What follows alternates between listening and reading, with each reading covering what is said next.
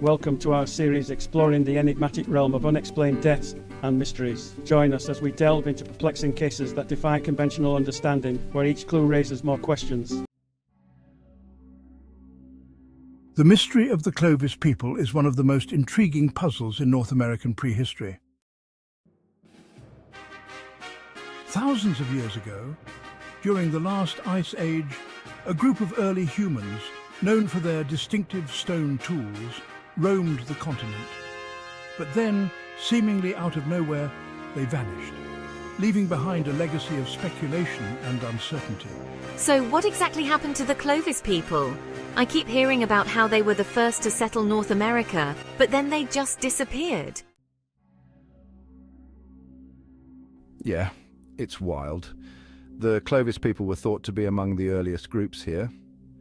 They made these really unique stone tools, spear points, which have been found all over North America. But then about 11,000 years ago, their culture just disappears. Disappears like overnight? Not quite overnight, but pretty quickly in archaeological terms. Around that time, something called the Younger Dryas occurred, a sudden cooling period. The climate shifted dramatically, and it's believed that might have played a role. Large animals like mammoths and mastodons, which the Clovis hunted, started dying off. No food means no survival for the hunters. Some think the Clovis couldn't adapt to the environmental changes, and their way of life collapsed. That makes sense. But if they relied on these massive animals for food and the animals went extinct, couldn't they have just switched to hunting smaller game? That's what you'd think, but it's not that simple. The Clovis were specialized big game hunters. Adapting to smaller prey or changing their whole way of life might not have been easy, especially if they were already dealing with the chaos of a changing climate. Some believe that instead of adapting, they were replaced by other human groups who were better suited to the new environment.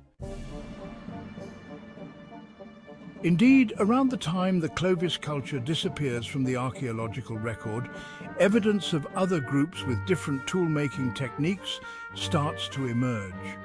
Some researchers believe that the Clovis people may have merged with or been replaced by these new groups. Okay, but you said they just vanished, right?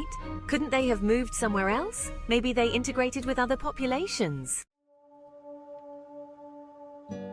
Exactly. That's another theory. Genetic studies show that the ancestors of Native Americans don't all come from one single group, so it's possible the Clovis interbred with other populations or were absorbed into them. Their culture may have faded, but their descendants could still be around today. Another more controversial hypothesis has gained traction in recent years. It's known as the Younger Dryas impact hypothesis. This theory suggests that around 12,800 years ago, a comet or asteroid collided with Earth, sparking massive wildfires and causing the rapid climate changes that led to the extinction of both the Clovis people and the large animals they hunted. A comet? That sounds intense. But is there any actual evidence for that? Well, it's definitely debated. Some researchers claim they've found signs of an impact, like layers of soot and nanodiamonds that might have been formed by a cosmic collision, but others aren't convinced. Even if it did happen, it's not clear if that was the final blow for the Clovis. It could have been just one part of a bigger, complex picture. And so, the mystery of the Clovis people remains. Were they driven to extinction by climate change? Did they merge with other groups, their culture lost to time? Or did a cataclysmic event wipe them out, alongside the megafauna they depended on? The answer, it seems, is locked away in the distant past, leaving room for both scientific debate and imagination. I guess we may never really know, huh? Yeah, it's one of those unsolved mysteries, but I think that's what makes it so fascinating, the possibility that someday we might just find the missing piece.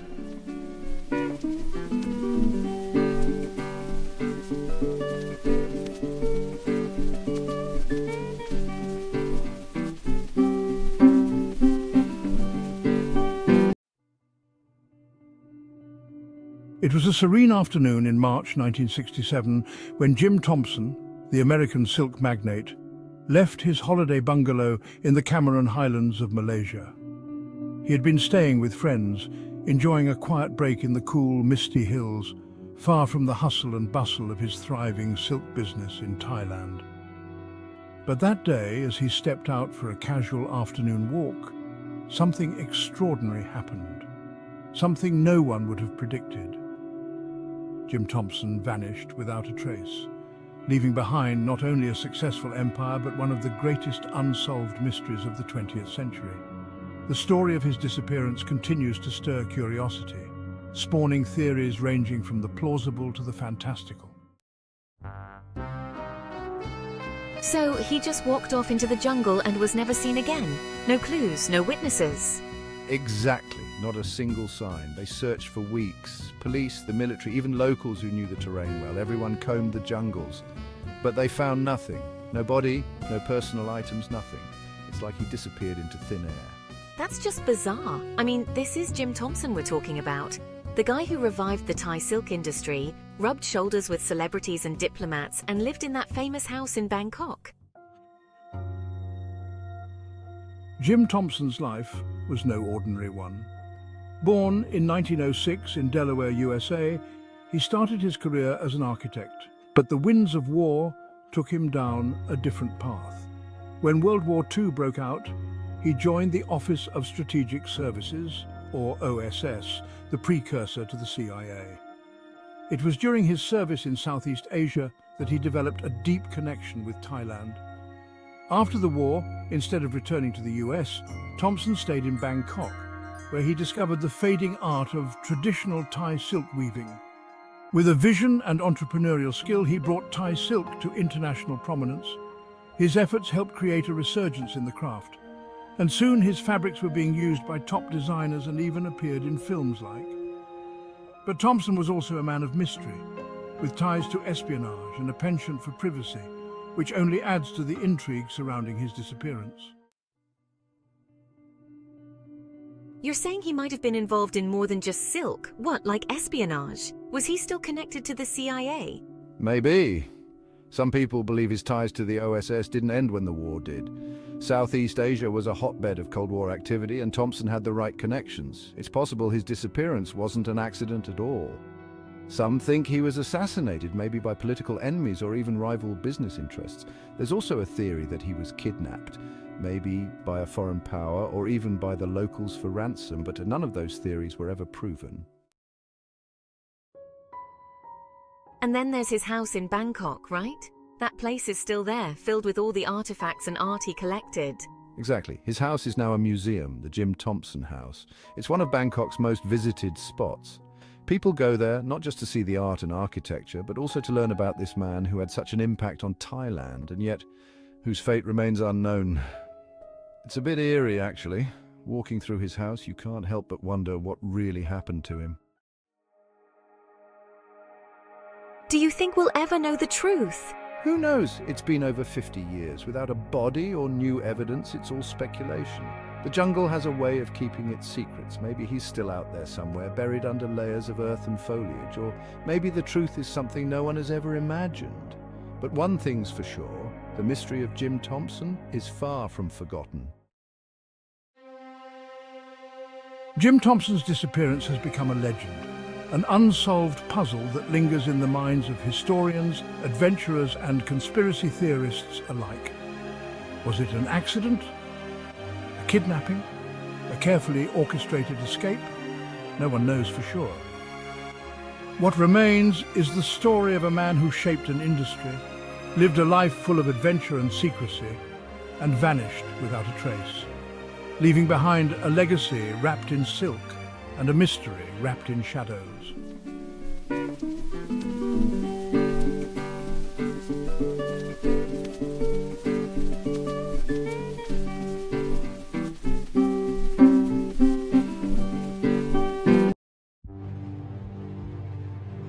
The legend of Bigfoot, or Sasquatch, has captivated imaginations for generations. It's a mystery that has woven itself into the fabric of North American folklore, spreading across campfire tales, documentaries, and scientific discussions. Deep in the wilderness of the Pacific Northwest, In the towering forests and shadowed valleys, whispers of a massive, hairy creature walking on two legs have been passed down for centuries. To some, Bigfoot is a myth, a creature of imagination. To others, it's a reality that remains just beyond the reach of modern science. But today, in a cozy cabin tucked away in those very woods, two people find themselves discussing the enigma of Bigfoot. One, a staunch believer, and the other, a curious skeptic. You can say what you want, but there's just too much evidence to ignore. Think about all the eyewitness accounts over the years. Thousands of people from all walks of life, hikers, hunters, even police officers, have seen something out there. And those footprints, some of them are 24 inches long. How do you explain that? I mean, come on, Sarah. Footprints? We both know there have been tons of hoaxes, people faking footprints with wooden molds, wearing costumes.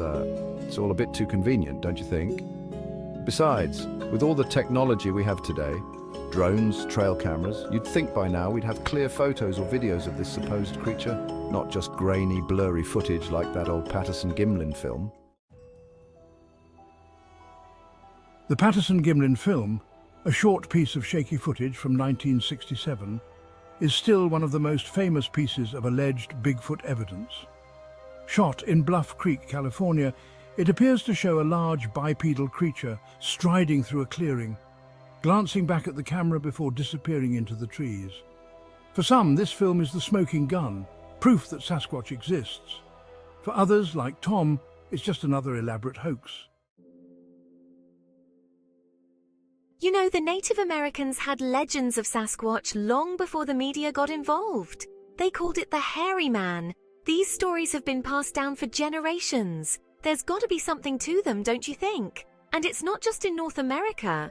There are stories of similar creatures all around the world. The Yeti in the Himalayas, the Yeren in China. How could all these cultures, who had no contact with each other, come up with such similar creatures? Okay, I'll admit, it is interesting that these legends pop up in different cultures. But you know how folklore works. It's like an ancient game of telephone. Stories get passed down, they get exaggerated, and before you know it, you've got this myth about a giant ape wandering around the woods. But where's the hard evidence, Sarah? Where are the bones, the fossils? With all these sightings, surely someone would have found a body by now. Tom's skepticism reflects a common argument. Despite countless sightings and a wealth of anecdotal evidence, there's a glaring absence of physical proof. No bones, no DNA samples that definitively prove the existence of a creature like Bigfoot. Some argue that the dense forests could easily conceal a body, while others say the lack of remains is the clearest sign that Bigfoot is nothing more than a tall tale. Well, maybe they're just really good at avoiding us. Think about it, mountain gorillas were considered mythical creatures until the early 20th century. And look at giant pandas. People thought they were just stories too. Sometimes animals can live in remote areas and avoid detection for centuries. What if Bigfoot is the same? Maybe it's some kind of undiscovered primate, something like the ancient Gigantopithecus. That was a giant ape that lived in Asia, right? Maybe some of them survived and migrated to North America. Sure, but Gigantopithecus went extinct hundreds of thousands of years ago, and even if they did somehow survive, don't you think we would have found some trace of them by now? Even gorillas and pandas left bones and fossils behind. Plus, you can't compare Bigfoot sightings to scientific discoveries like those. People wanted to find proof of those animals, and they did, but with Bigfoot, it's always just missed it or saw it but didn't get a picture. It's like chasing a ghost. Despite Tom's logic, Sarah's belief is unwavering. For her, the mystery of Bigfoot isn't about the hard evidence alone, but about the human desire to believe in something greater, something unexplained. She knows that many sightings can be attributed to misidentifications, bears walking upright, strange shadows, even the human mind playing tricks in the deep woods. But she can't shake the feeling that there's something out there, just beyond the limits of what we know. But what if it's not a hoax, Tom? What if we just haven't found the right piece of evidence yet? I mean, think of all the people who swear they've seen something. Are they all lying? Or mistaken? It seems unlikely. There's something in the human psyche that connects with this idea of a mysterious hidden creature. It's not just about science, it's about wonder. And who knows, maybe one day someone will prove it for real. The conversation fades, leaving the debate about Bigfoot's existence unresolved, just like the mystery itself. For every believer like Sarah, there's a skeptic like Tom, and the legend endures. Whether it's a remnant of ancient folklore, a misidentified animal, or an actual undiscovered species, Bigfoot remains one of the most captivating and elusive mysteries of modern times. Somewhere, perhaps in the dense forests, the truth might be hiding, waiting to be found.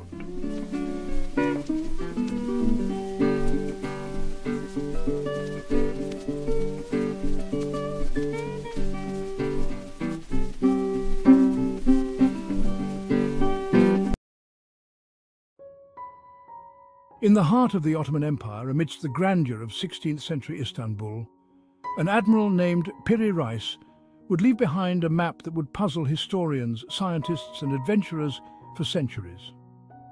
It is a tale that weaves through the fabric of time, blending ancient knowledge with the intrigue of what may be lost, hidden beneath the veil of history. Enter two modern-day scholars, Dr. Amelia Carter, an archaeologist, and Dr. Jack Bennett, a historian specializing in ancient cartography. They sit in a dimly lit library, the Piri Reis Map unfurled before them, illuminated by the soft glow of a nearby lamp. Jack, I still can't get over this. Look at how precisely the western coast of Africa and South America are drawn. This is from 1513, and yet it's more accurate than any other map from the time. How could Piri Reis have known? That's exactly what's baffled historians for centuries. Piri Reis himself said he used about 20 different sources, including ancient maps that no one's ever seen. He claimed some of his charts dated back to the time of Alexander the Great, and don't forget, he also used Columbus's maps. And here, this is where the real mystery begins. Some scholars argue this section is showing Antarctica, drawn without any ice. But Antarctica wasn't officially discovered until centuries later, in 1820. How could that be possible? That's the heart of the controversy, isn't it? Some researchers claim this part of the map shows Antarctica's coast as it would have looked without ice. If that's true, it implies someone, either Piri Reis or whoever drew the original maps, had knowledge of Antarctica thousands of years ago when the continent wasn't covered by ice. It's almost unthinkable. Unless there was an ancient civilization, far more advanced than we've ever believed, who mapped it out before the last ice age. Something like Atlantis. You know, I've read Hancock, von Daniken and all those guys. They make compelling cases. Ancient astronauts, advanced pre-ice age civilizations. It's tempting to believe that someone mapped out Antarctica long before human history as we know it even began. But Amelia, there's a more conventional explanation too. Cartographers of the time used imaginative guesswork alongside real geographical knowledge. The Antarctica you're pointing to might just be a distorted version of South America's southern coast. Piri Reis could have simply misinterpreted his sources. But it's still so accurate, especially for the early 16th century. He wasn't just guessing when it came to Africa or South America. Look at the detail. There's even a note where Piri Reis says some of his information came from Portolanos. Ancient sea charts. What if one of those was an ancient map of Antarctica? There is a tension in their conversation, a tug-of-war between the rational and the speculative. While Jack clings to the plausible explanations rooted in conventional history, Amelia entertains the notion that ancient civilizations may have known more than we give them credit for. All right, so you're saying that thousands of years ago, some advanced civilization with superior navigation and mapping techniques charted Antarctica before it was frozen, and then what? They just vanished, leaving no trace except a few scattered maps that somehow survived through the ages. Stranger things have happened, Jack. And remember, Piri Reis wasn't just any cartographer. He was an Ottoman admiral with access to ancient libraries and manuscripts from all over the known world. We can't just dismiss his sources because they don't fit neatly into our version of history. For centuries, scholars and adventurers have pondered over the same questions. Could the Piri Reis Map be a remnant of forgotten knowledge, a relic passed down through time from an ancient advanced civilization? Or is it simply the product of medieval cartographers working with the limited tools and information they had, their maps distorted by imagination and guesswork? Perhaps we will never know the full truth behind the map's origins, but one thing is certain: the Piri Reis Map, with its precise coastlines and controversial depictions, will continue to stir the imagination of all who encounter it. It is a riddle wrapped in history, a mystery that calls us to look deeper into the past and wonder, just what did the ancients know? Whether it's Antarctica or not, it's still incredible, Jack. Whoever made this had a profound understanding of the world, long before the age of discovery. It makes you wonder, how much have we lost to time? Maybe more than we'll ever know.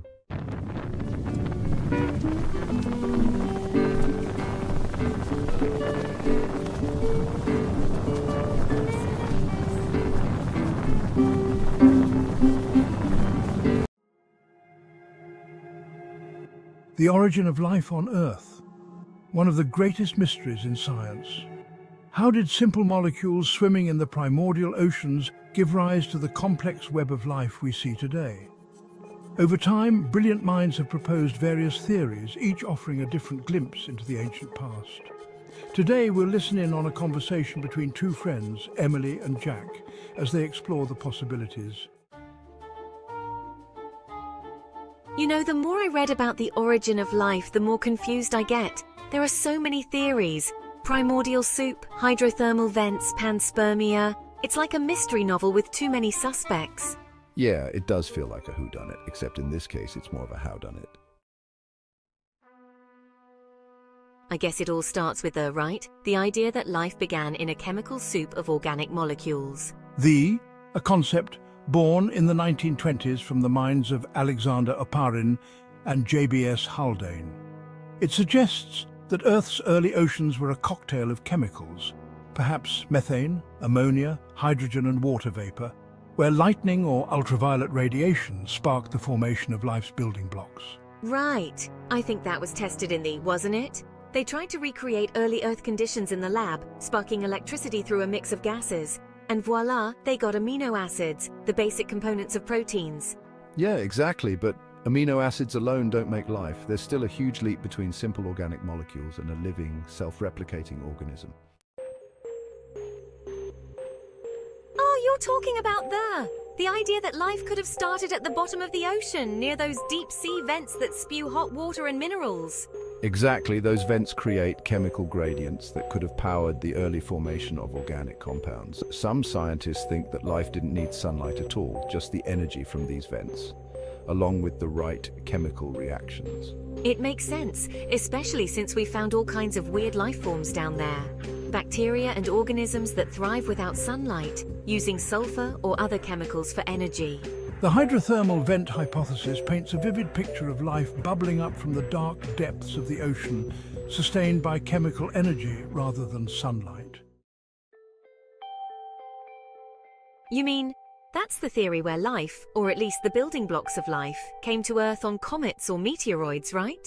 It sounds like science fiction, but it's kind of cool to think we might all be aliens. Exactly. If life's ingredients were drifting through space, they could have crashed onto Earth, especially during its early days when the planet was constantly being bombarded by asteroids. So instead of life emerging here, it could have been seeded from space. I like the idea. It means life might be more widespread in the universe than we think. Raises profound questions. Is life a cosmic phenomenon scattered like seeds across the universe, waiting for the right conditions to take root? But not all scientists think we need to look beyond Earth. Then there's some say that life didn't start with DNA, but with RNA, since RNA can both store genetic information, catalyze reactions, kind of like a Swiss Army knife for molecules. I've heard of that. RNA could have been the first molecule capable of replicating itself, setting the stage for evolution long before DNA and proteins showed up. Exactly. RNA is a good candidate because it can do the job of both information storage, like DNA, and perform some of the functions of enzymes. Once you've got a system that can replicate itself, natural selection can kick in, and things start getting more complex. But how do we go from that to something as complex as a cell?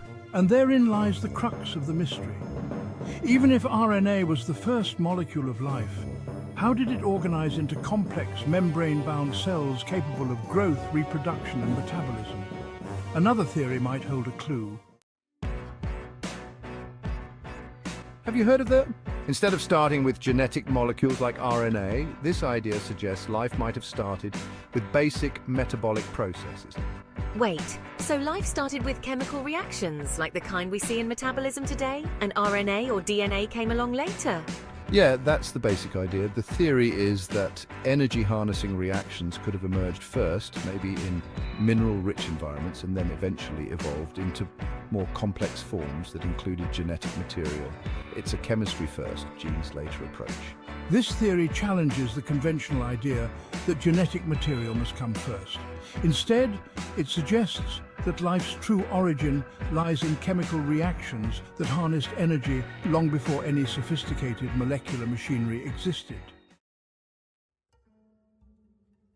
Oh, and don't forget Cairn Smith's clay hypothesis. That's one of the wildest ones, where life started on the surfaces of clay minerals.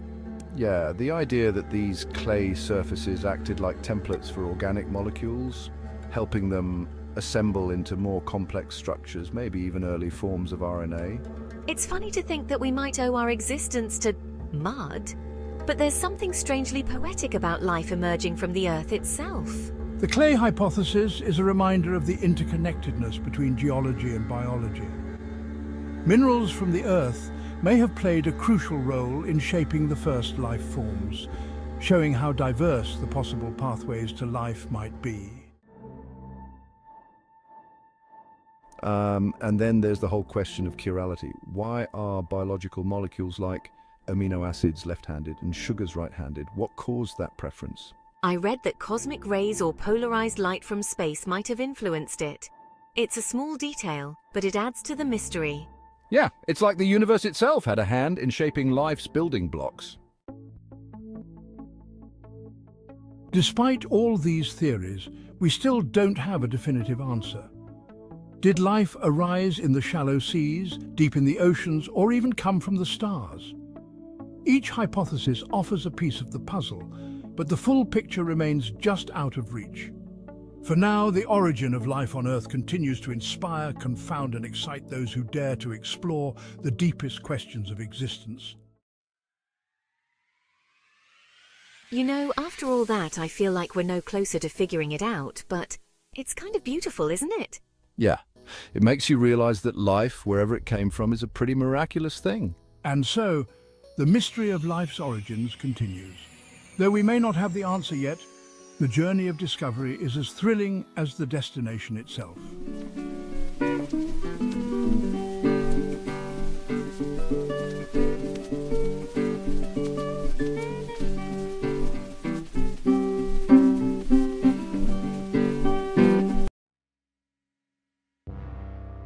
In the bustling streets of Philadelphia, amidst the hum of traffic and the clatter of daily life, lies one of the city's strangest and most enduring mysteries. Small, cryptic messages, embedded directly into the asphalt underfoot. They're so easy to miss. Walk by too quickly and you'll pass right over them. But for those who notice, the words they carry linger long after the tiles have been spotted. Words like Toynbee idea in movie 2001, resurrect dead on planet Jupiter. What could that mean? Who put them there and why? I mean, think about it. You've got these weird little plaques stuck in the road, some of them half erased from years of wear. Toynbee idea, planet Jupiter. What is that even supposed to mean? It's like the ramblings of someone trying to tell us something big, but what? For decades now, the Toynbee Tiles have appeared across cities in the United States, from New York to Chicago, and even in faraway cities like Buenos Aires and Santiago. These small, colourful plaques seem to defy logic. They've been pressed into streets where cars, pedestrians, and time itself work relentlessly to erase them, but somehow, many still endure. Their messages, strange, almost otherworldly, have become a subject of fascination for conspiracy theorists, artists, and urban explorers alike. Okay, but who's even doing this? It's not like you can just glue something into the pavement without anyone noticing, right? Are people sneaking around at night with a blowtorch or something? It feels like some kind of secret mission. Ah, the identity of the mysterious Tyler, the one or ones responsible for these cryptic messages. That's part of the allure, isn't it? No one knows for sure. Some say it's the work of a single eccentric man from Philadelphia named James Marasco. They say he had bizarre ideas about the historian Arnold Toynbee and Kubrick's 1968 masterpiece. Marasco, or whoever the Tyler might be, seems to believe in the possibility of resurrecting the dead, on Jupiter of all places. Resurrect the dead on Jupiter? That's got to be a joke, right? I mean, Toynbee was a historian, not some sci-fi writer. And as far as I know, Jupiter isn't exactly a place you'd want to visit, let alone come back to life on. The theory behind the tiles is as confounding as the tiles themselves. The words Toynbee idea are believed to refer to the historian Arnold J. Toynbee, but even scholars can't quite agree on how his work connects to this strange message. Toynbee wrote about the cyclical nature of civilizations, how they rise and fall, how human societies can be renewed. But did he ever suggest resurrection on another planet? Not quite.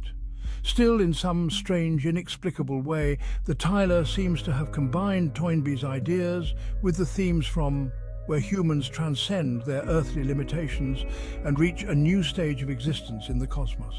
So you think whoever's behind this believes we're going to transcend, like in the movie, some kind of evolution, or maybe even escape? Could that be why they picked Jupiter?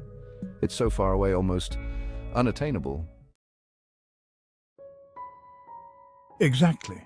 Some believe the tiles are the work of an individual or group who envisioned humanity's potential beyond Earth in ways that might sound delusional to most of us. But the Tyler, whoever they are, seems to believe it. Resurrect dead on planet Jupiter. It's not just a wild idea, it's a call to action, or maybe a warning. Then again, maybe it's something only the Tyler truly understands.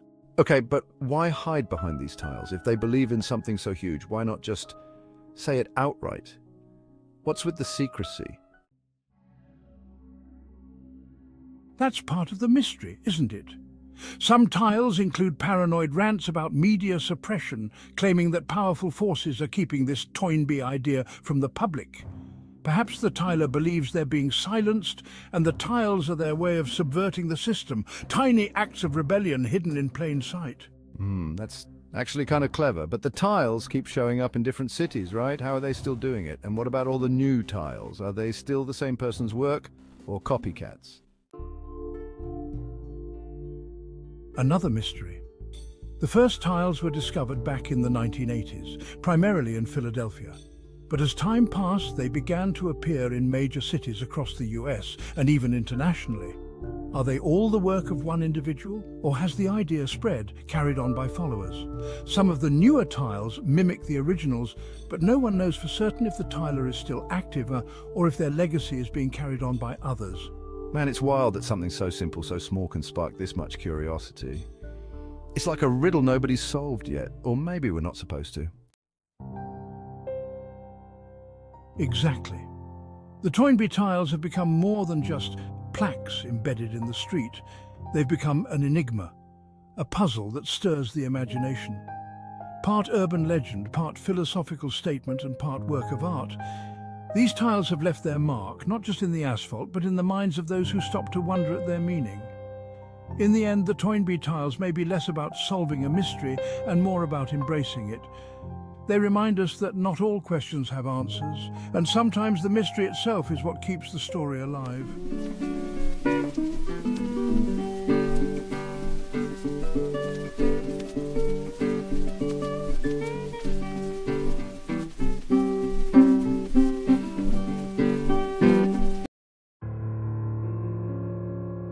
the shadowy corners of history, there are tales that blur the lines between fact and fiction, stories that tug at our deepest curiosities, but ultimately leave us wondering.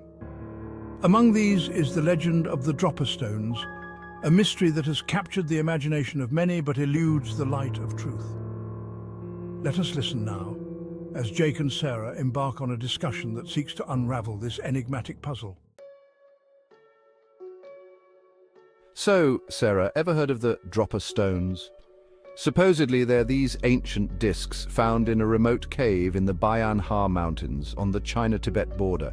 Some people say they're evidence of an alien crash landing 12,000 years ago, no less. Oh, here we go again with the ancient alien theories. Let me guess. Small skeletons, strange hieroglyphs, and some sort of secret cover-up, right? Exactly. It's got all the hallmarks of a good mystery.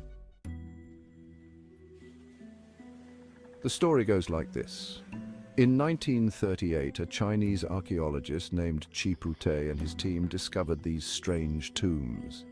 Inside were the remains of small, frail beings, only about 4 feet tall, with large skulls, supposedly not human. And let me guess, they conveniently disappear from history without a trace. Classic. And so the tale begins. Like many legends, the Dropa Stones' origins are shrouded in hearsay and mystery. No documented proof, no verified evidence, just whispers of an impossible discovery. But here's the kicker. The team also found these round stone discs, over 700 of them, scattered around the tombs. Each disc had a hole in the center and tiny inscriptions spiraling outward, like some sort of ancient phonograph record. No one could figure out what the symbols meant until a Chinese professor named Sum Nui supposedly cracked the code in 1962. And I'm sure his translation revealed something straight out of science fiction. Exactly.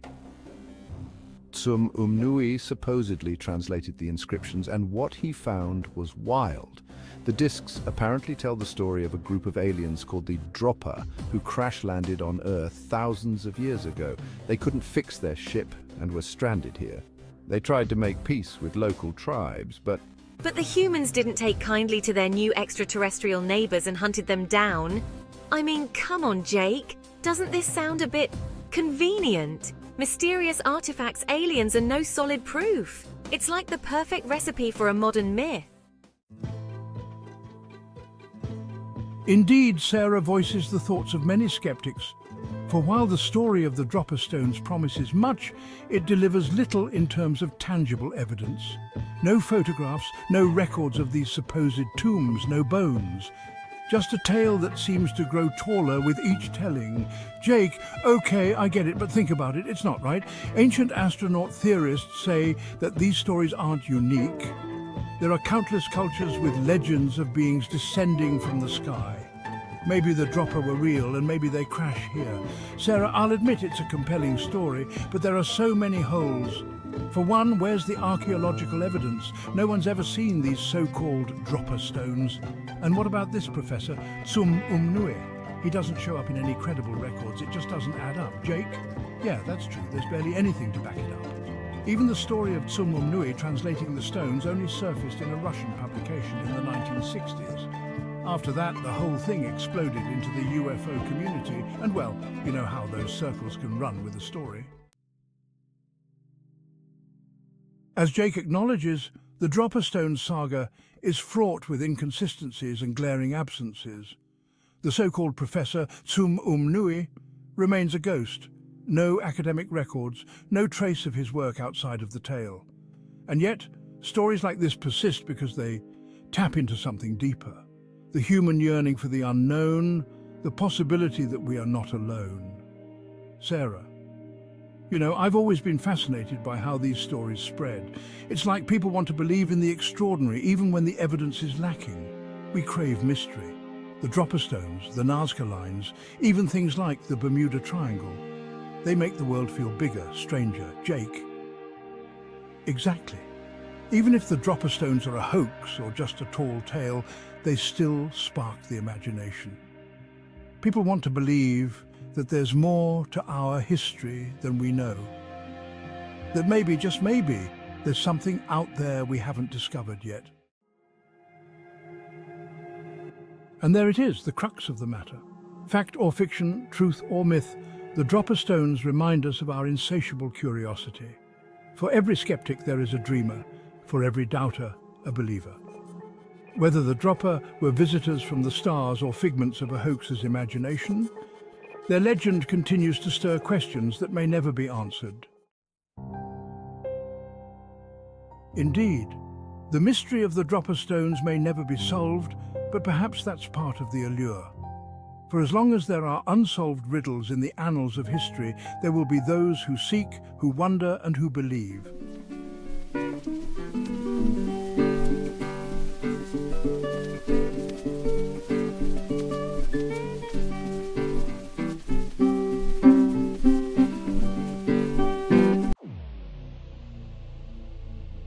In the vast wilderness of the internet, a series of cryptic puzzles emerged, capturing the imagination of curious minds.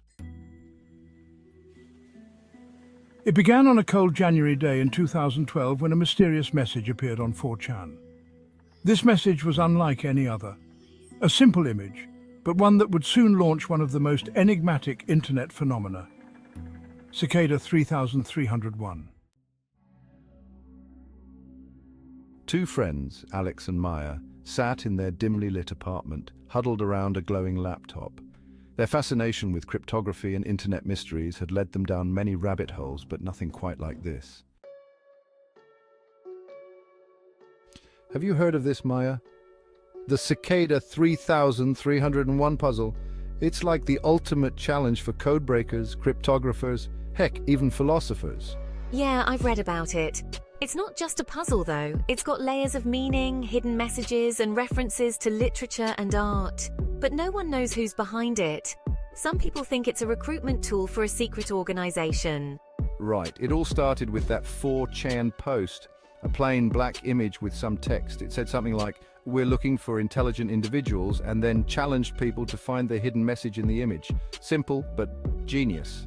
Steganography, right? Where you hide data inside an image or a sound file. I remember hearing that once someone decrypted the image, it led them to a website with more puzzles.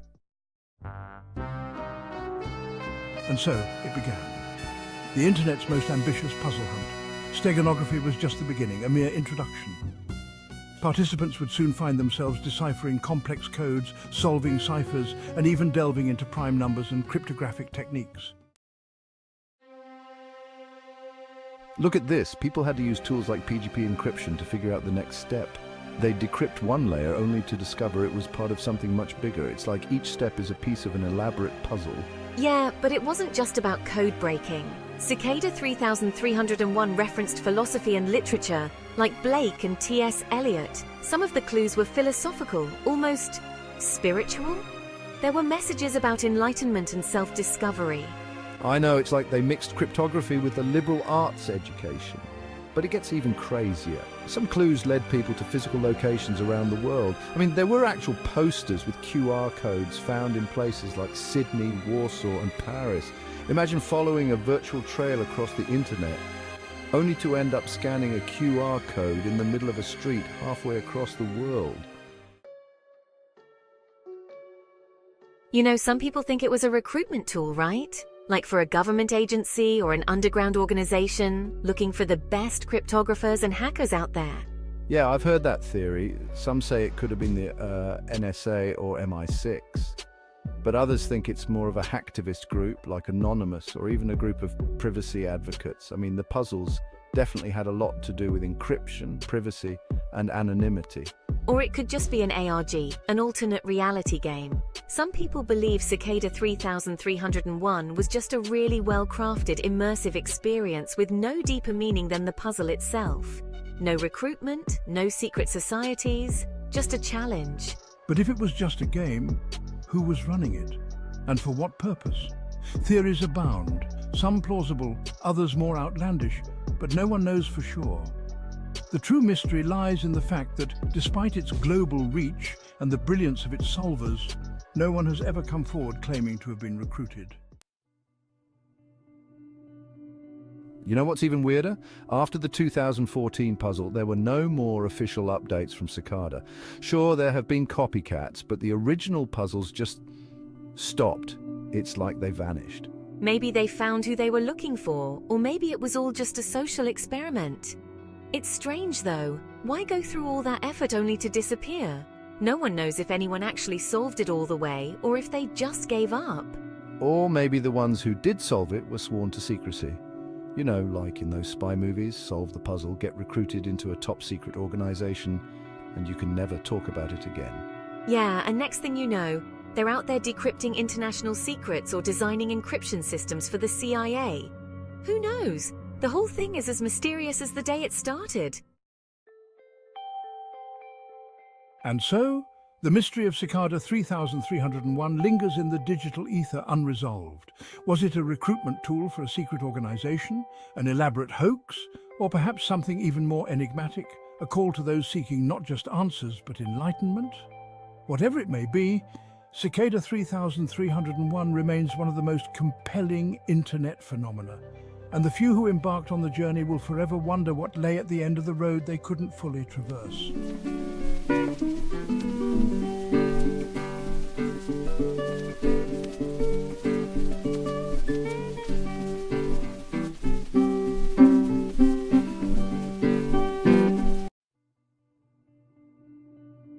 In the spring of 1974, on a remote property nestled in Fort George Island, Florida, the Betz family made a discovery that would spark curiosity, wonder, and a flurry of controversy. It all began with a brush fire that scorched a portion of the land surrounding their home. As they inspected the aftermath, they stumbled upon an object that would soon capture the imagination of believers in the strange and the unexplained. Look at this thing, Mom. It's a perfect sphere. Feels like metal, too. Odd? Really odd. It doesn't look like anything I've seen before. Do you think it's from the fire? Maybe it was buried underground. Maybe, but it's so smooth. No signs of burning. And it's heavy, 22 pounds at least. It doesn't seem damaged at all. At first, the Betz family assumed it might be an old cannonball, or maybe even a piece of space debris. After all, their property was no stranger to military history, and space exploration was a hot topic in the 70s. But soon, the sphere began to defy all logical explanations. Mum, watch this. When I put it down on the floor, it rolls on its own. It's not even a slope, but look, it's changing directions. That's impossible. It's just a ball, Terry. I know, but every time I roll it, it seems to stop and change direction by itself. It doesn't even go to the edges. It just stays within a certain area, like it's following some kind of path. The Betz family soon realized that this was no ordinary object. When they played music nearby, especially on their guitar, the sphere seemed to respond.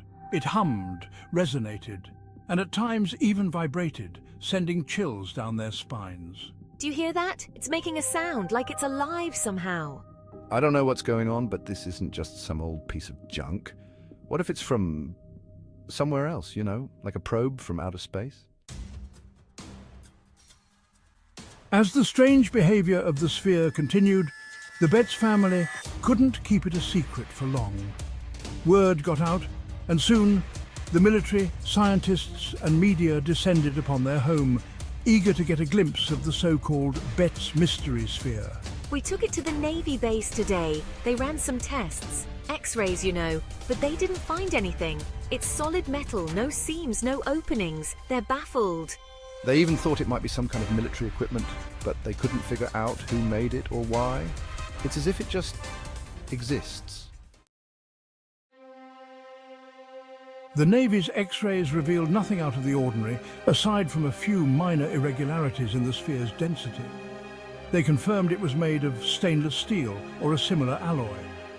Yet despite their best efforts, no one could explain its strange movements or the sounds it emitted.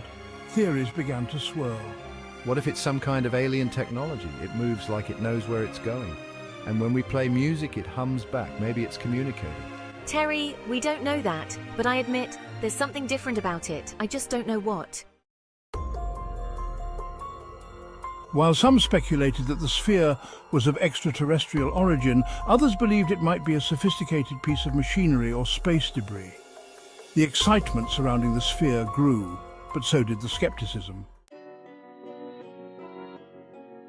Look, I've seen industrial bearings that look exactly like this. It's probably a check valve or some kind of industrial component.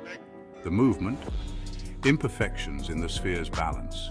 The sound, maybe the metal resonating to the guitar's vibrations.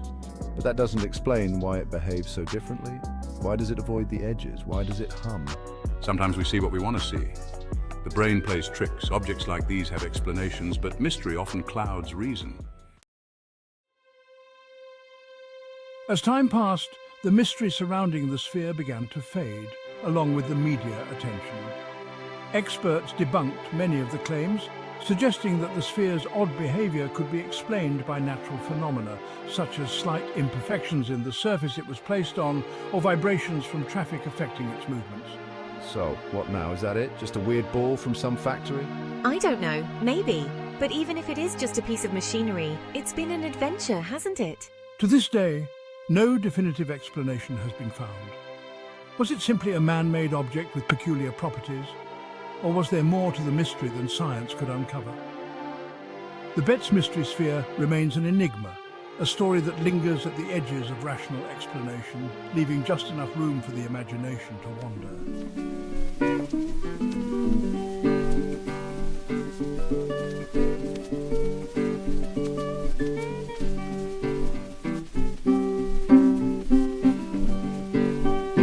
The dream began in a dimly lit room filled with the faint scent of aged wood and iron. In the centre, on a pedestal bathed in a soft, ethereal light, stood the Antikythera Mechanism, gleaming like a forgotten relic from another world. Is it real? I mean, am I really standing here looking at this? In this place, reality is flexible, but yes, it's here and it's as real as anything you might imagine. You're seeing the Antikythera Mechanism, Mira, the oldest analog computer in history, built thousands of years ago by minds just as curious as yours. That's the thing about ancient knowledge. It holds a pull, doesn't it? This mechanism isn't just a machine, it's a doorway to the past, a key to mysteries that were forgotten for centuries. And yet here you are, drawn to it, almost as if it's waiting for you to uncover something. Mira's hand reached out, hesitating just inches away from the cool metal. She could feel a hum, faint, yet somehow powerful, as though the mechanism itself was alive with knowledge. So many gears, so many tiny parts all moving in perfect harmony. I feel like, I don't know, like it's more than just a machine. What does it mean, Elias? Why would I dream of something like this? Dreaming of the Antikythera isn't a coincidence, Mira. Think of it this way. The mechanism once mapped the stars, predicted eclipses, charted the heavens themselves. Perhaps it's a symbol of your desire to understand life's mysteries, a need to find your own alignment with something greater. So, it's about finding answers. About piecing things together, like a puzzle. I've been feeling lost lately, like I'm scattered, trying to make sense of all these different parts of my life. Exactly. Just as the ancient craftsmen of the mechanism aligned each tiny gear to create a working whole, maybe your mind is telling you it's time to connect the pieces of your own life. You're on the verge of a discovery, Mira, whether it's something about yourself or perhaps even the path you're meant to take. The room grew quieter, as if waiting for Mira to continue. Her gaze sharpened as she looked closer, noticing tiny inscriptions, faint lines etched into the metal. Each one seemed like a symbol, a fragment from an old language, something she felt she should understand. I feel like it's guiding me. There's something comforting in its complexity.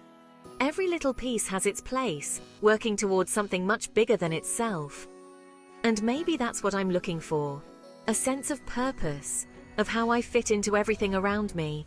It's strange, but I feel like I already knew that, like it's knowledge that's always been inside me, but I needed to see this to remember it.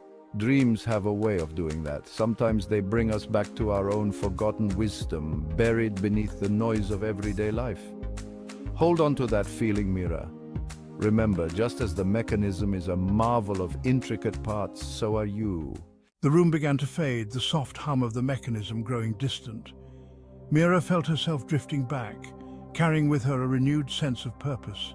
As she opened her eyes, the image of the Antikythera lingered in her mind.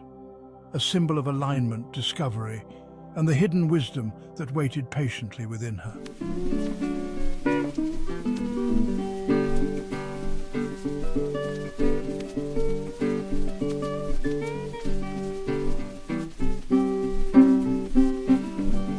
Thank you for joining us on this exploration of the unexplained. We hope these mysteries have sparked your curiosity and encouraged you to delve deeper into the unknown. Until next time, stay curious, stay vigilant, and never stop seeking the truth.